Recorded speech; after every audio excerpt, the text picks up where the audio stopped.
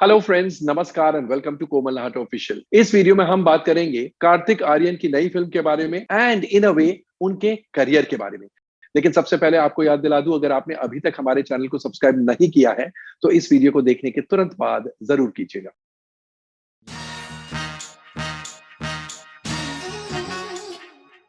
दोस्तों, आपको याद होगा कुछ समय पहले करण जौहर ने अपनी फिल्म दोस्ताना 2 से कार्तिक आर्यन को निकाल दिया था। और वो इसलिए क्योंकि कार्तिक आर्यन चाहते थे after some 20 odd days shooting के सेकेंड हाफ उस फिल्म की कहानी का बदल देना चाहिए। ऑब्वियसली ये बात करण जौहर को मंजूर नहीं थी और बजाय कि वो अपनी कहानी में कुछ चेंज करे, उन्होंने कार्तिक आर्यन को कहा कि हम आपके साथ काम नहीं करेंगे। एक्चुअली कार्तिक आर्यन की डिमांड्स ही कुछ इस प्रकार की थी कि करण जौहर ने सोचा बजाय के उनके डिमांड्स के सामने सर झुका दे, उन्हें निकाल ही दे फिल्म से। और इसलिए Kartik Aaryan is no longer a part of Dostana 2। Of course इससे करण जौहर का काफी नुकसान हुआ, लेकिन उन्होंने ये सोचा कि नुकसान सह लेना बेहतर होगा बजाय के कार्तिक आर्यन के टैंट्रम्स को सहना। Well, history has repeated itself in the case of Kartik Aaryan. कहा जाता है कि कार्तिक आर्यन को शाहरुख खान की फिल्म फ्रेडी से भी बाहर निकाला गया है और कारण भी वही है। फर्क इतना है कि जहां दोस्ताना 2 की शूटिंग काफी हो चुकी थी, 20-22 दिनों की शूटिंग हो चुकी थी, फ्रेडी की शूटिंग शुरू भी नहीं हुई थी। Freddy is being directed by Ajay Bahl. Ajay Bahl जिन्होंने एक छोटी फिल्म जो बॉक्स ऑफिस पर बहुत बड़ी बन गई वो बनाई थी, जी हां, बीए पास। तो अजय बहल के साथ कार्तिक आर्यन और कटरीना कैफ की फिल्म फ्रेडी अनाउंस की थी रेड चिलीज एंटरटेनमेंट ने।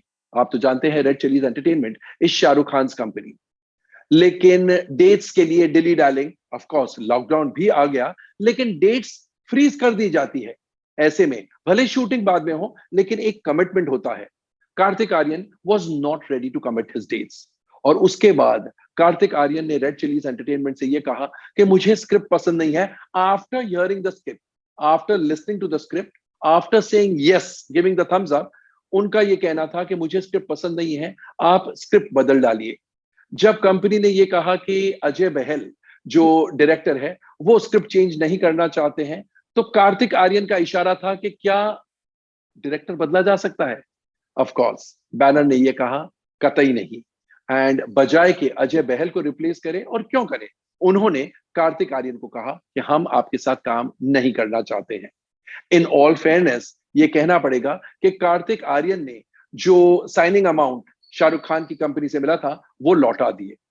अब कार्तिक आर्यन के साथ ये बार बार होना कि पहले फिल्म साइन करें उसके बाद फिल्म से निकाल दिए जाए, ये अच्छा नहीं है। किसी भी स्टार के लिए ये अच्छी बात नहीं है। और कार्तिक आर्यन को शायद ये पता नहीं कि इस इंडस्ट्री में, ये क्यों नहीं पता, क्योंकि he is an outsider. Outsider इसलिए क्योंकि वो एक फिल्म फैमिली को बिलोंग नहीं करते हैं। तो इसलिए हम उनको बता दें कि गोविंदा जैसे टैलेंटेड एक्टर के टैंट्रम्स भी इस इंडस्ट्री ने नहीं सहे।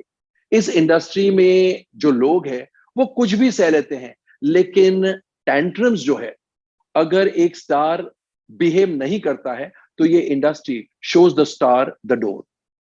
गोविंदा की बात सुनिए।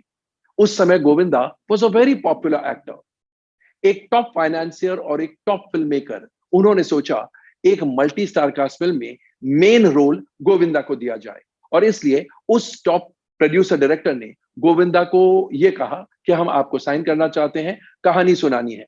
Govinda agree to go to the film makers house. सुबह 9 बजे की मीटिंग फिक्स थी। 9 बज गए, 10 बज गए, 11 बज गए, 12 बज गए, पता ही नहीं।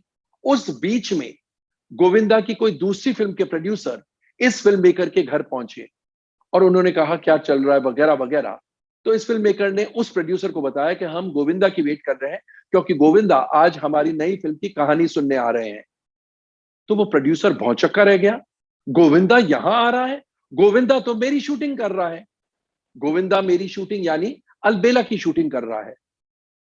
तो इस फिल्म मेकर ने कहा बट हमें टाइम दी थी। तो फट से उस प्रोड्यूसर ने यानी रमेश टौरानी साहब ने अपने सेट पर फोन किया यह पूछने के लिए कि क्या गोविंदा वहां पहुंच चुके हैं। तो पता चला कि गोविंदा, जिनके ऊपर ऐश्वर्या राय के साथ डांस पिक्चराइज होने वाला था, सेट पर नहीं पहुंचे हैं। और सरोज खान जो कोरियोग्राफर थी वो ऐश्वर्या राय के solo shots in the meantime picturise कर रही थी।